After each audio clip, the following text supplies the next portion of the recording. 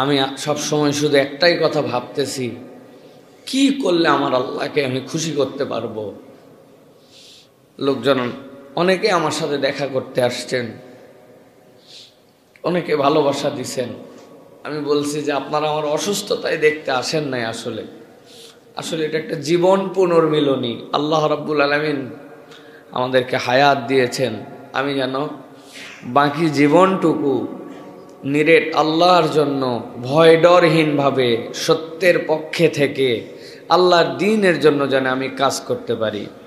আর এইরকম 100 মাইল বেগে মারার পরে, সামনে পিছনে মুচড়ানোর পরে আল্লাহ রাব্বুল আলামিন এই যে 6টা মানুষকে নিখুঁত করে বের করছেন, ওইখানকার মানুষরা আসছে যে ভাই লাশ কয়টা বের করা হয়েছে আর কয়টা বের করা হয়নি।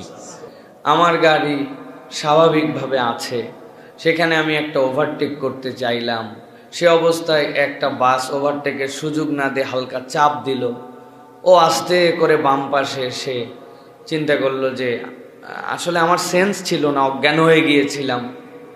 পরবর্তীতে আমার কাছে যে ড্যাশ ক্যামের ভিডিও আছে, আমার কাছে সামনের ভিডিও পেছনের ভিডিও সব আমার কাছে আছে। তো সেইটাতে তখন দেখছি যে আমি ঘুমাই নাই, আসলে আমি তোর সাথে কথা বলছিলাম। তো বাম পাশে গাড়িটা আস্তে করে আসলো, আসার পরে ওকে আমি বললাম এইটা কেমনে কি করলাম। ও বলছে দেখছেন কেমনে আমাকে ডান থেকে চাপ দিল। আমি বললাম আসতে যাও, সামনের গাড়ি পার হোক, এরপরে আমরা পার হয়ে যাব।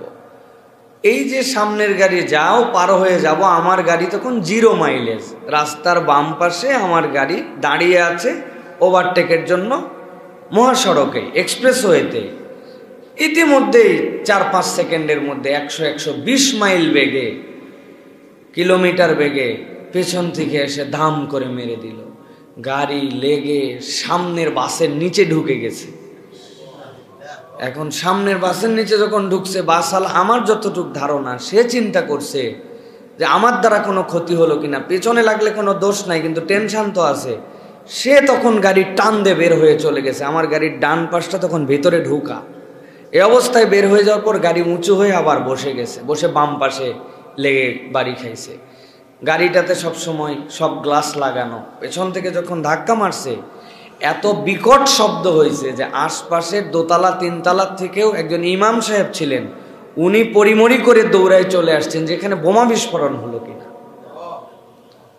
আমার ছোট 3টা সন্তান, আপনারা কথার ছলে জানেন আমি আমার মেয়েদেরকে নিয়ে আনন্দিত, আল্লাহর দেওয়া নিয়ামত মনে করি আমার জীবনে। তারা মধ্যে 3 জনই শুয়েছিল, আর পেছনে আমার ওয়াইফ ছিল। ময়মনসিংহের দিকে 2 দিনের মাহফিল, এরা তো আমাকে পায় না সেভাবে, তো এই জন্য বলছে যে 2 দিনের সফর, চলো আমরা সাথে যাব। তো মাহফিল আলাদের বাড়িতে গেলে আমরা গেলে স্বাভাবিক, কিন্তু ফ্যামিলি নিয়ে গেলে অনেক বিষয় থাকে। কিন্তু মহব্বতের কিছু মানুষ আছেন যাদেরকে আগে বলছি, ওনারা খুশি। সেখান থেকে সফর করে আমরা আসতেছি। এই 3 বাচ্চার রবিবারে স্কুল, মা মধ্যে শোয়াইতে পিছনে বসছে। আমরা এখনো হিসাব মিলাতে পারি নাই। গাড়িটার আপনারা যে ভিডিও দেখছেন, ছবি দেখছেন আপনারা 60%, মূল গাড়ি দেখলে আপনি এখনো 100% দেখতে পান নাই যে গাড়িটার কি হয়েছে। কিন্তু আল্লাহ রাব্বুল আলামিন কিভাবে কেমনে রক্ষা করলেন, এই জন্যই আল্লাহর একটা নাম হচ্ছে ইন্নাল্লাহ আলা কুল্লি শাইইন কাদির। আল্লাহ যা ইচ্ছা তাই করতে পারেন, এটার নজির আমি নিজের চোখে দেখছি। বাথরুম থেকে বেরিয়েছে অজু করার পরে হাত এরকম করে, আমরা কনুয়ের পানি থাকে না, এই পানি আমাদের এক পরিচিত বাথরুমের সামনে পড়ে গেছে, অল্প একটু কনুয়ের পানি, নিজের পানি নিজে ফেলে খেয়াল করে নাই, মুছছে, পা মুছে সামনে গেছে, পিছলায় পড়ে গেছে। পিছলায় পড়ে এই নখ 3টা ভাঙছে, আর এই পিছনের এই হাড্ডি ভাঙছে।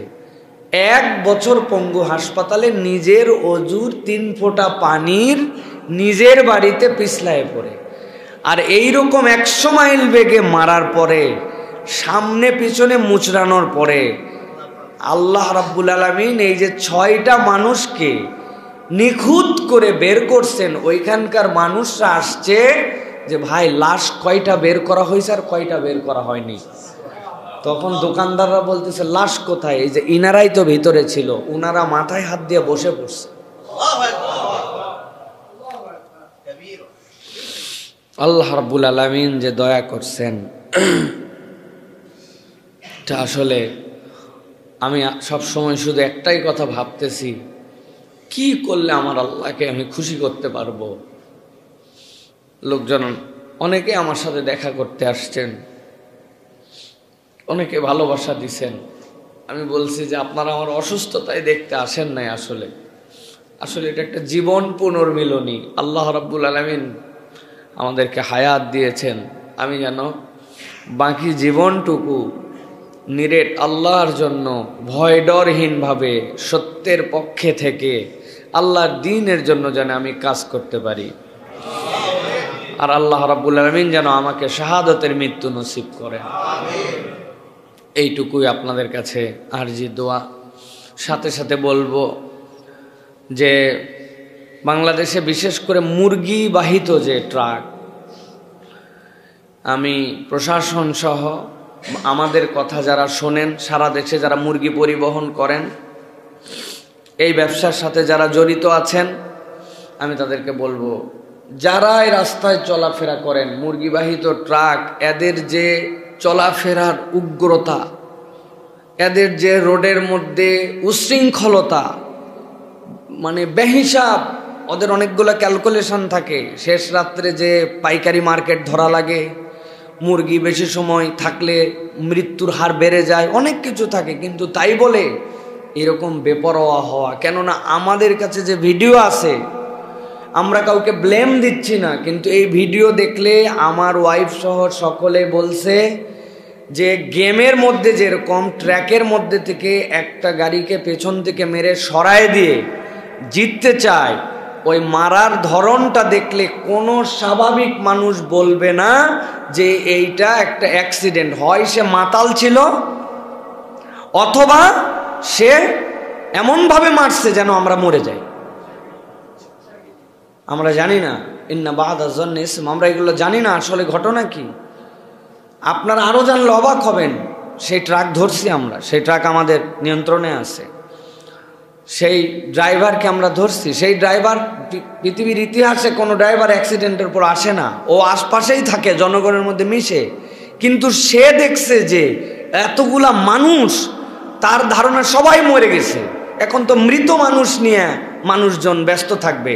ইতিমধ্যে সে আসছে, তার হেল্পার যখন তার সাথে একটু কথা বলছে, তখন জনগণ বুঝে ফেলছে যে এটা ড্রাইভার, ধরে ফেলছে তাকে। তো আমরা বলবো এই যে রোডের উশৃঙ্খলতা, বিশৃঙ্খলা, এইগুলা বিষয় থেকে আমাদের সকলকেই সতর্ক হওয়া উচিত। আমার অ্যাক্সিডেন্টের ইমিডিয়েট পরে ওই ইয়েতেই,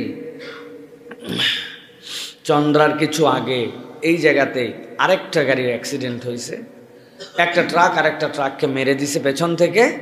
ওই ট্রাক সামনেও বাড়ি খায় নাই, আপনারা দেখবেন নিউজে আসছে। ড্রাইভার হেল্পার জায়গাতেই মারা গেছে দুইজন।